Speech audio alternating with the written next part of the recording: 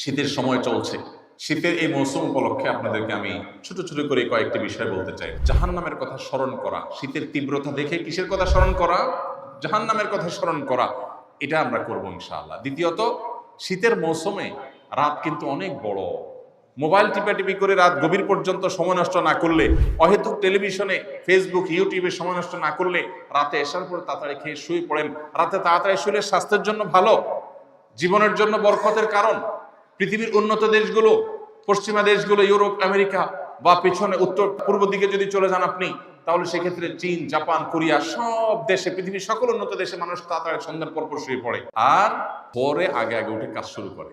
আমরা মুসলমান, আমাদের নবীজি সাল্লাল্লাহু আলাইহি সাল্লাম রাতে তাড়াতাড়ি ঘুমানোর ব্যাপারে উৎসাহ দিতেন। তিনি রাতে দেরি করে ঘুমাইতেন না, আমরা দেরি করে ঘুমাই। শীতের দিন যদি আপনি রাতে তাড়াতাড়ি ঘুমান, তাহলে ভোর রাতে দেখবেন তাহাজ্জুদ পড়ার তৌফিক হয়ে গেছে ইনশাআল্লাহ। নবী সাল্লাল্লাহু আলাইহি সাল্লাম বলেছেন, আল গানিমাতুল বারিদা আস-সাওমু ফিশ শিতা। শীতল সুবর্ণ সুযোগ হলো শীতের দিনে দিনটা থাকে ছোট, ক্ষুধা লাগে কম, রোজা রাখা আর রাতে তাহাজ্জুদ পড়ার সুযোগ। এটা গরমের দিনে হয় না। এই জন্য শীতের মৌসুমে একটু মাঝে মধ্যে হইলেও তাহাজ্জুদের নামাজ পড়া, নফল রোজা রাখার চেষ্টা করবো তো ইনশাআল্লাহ। আল্লাহ আমাদের তৌফিক দান করুন।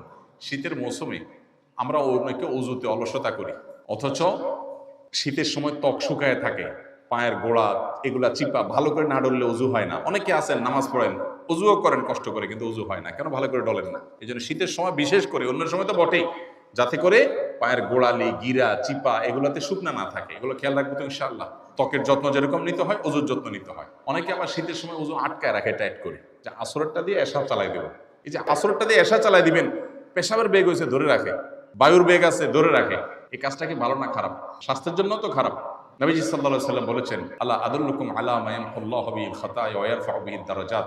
তোমাদেরকে কিছু আমলের কথা বলে দিব, যার কারণে আল্লাহ তোমাদের গুনাহ মাফ করে দিবেন, তোমাদের মর্যাদা বৃদ্ধি করে দিবেন। তখন সাহাবীরা বলছেন, অবশ্যই বলেন। তখন নবীজি বলেছেন তিনটা আমলের কথা। ভিতরে একটা আমল হলো ইসবাগুল ওযুই আলাল মাকারিহ। কষ্ট আছে তারপরে ওযু ভালো করে করা, কষ্ট হয় তারপরে ওযু ভালো করে করা। তাহলে ওযুতে অলসতা করব না ইনশাআল্লাহ। শীতের তীব্রতা এবং গরমের তীব্রতা, সহিহ বুখারীর হাদিসের আলোকে এটি জাহান্নামের ছোঁয়া ভাব।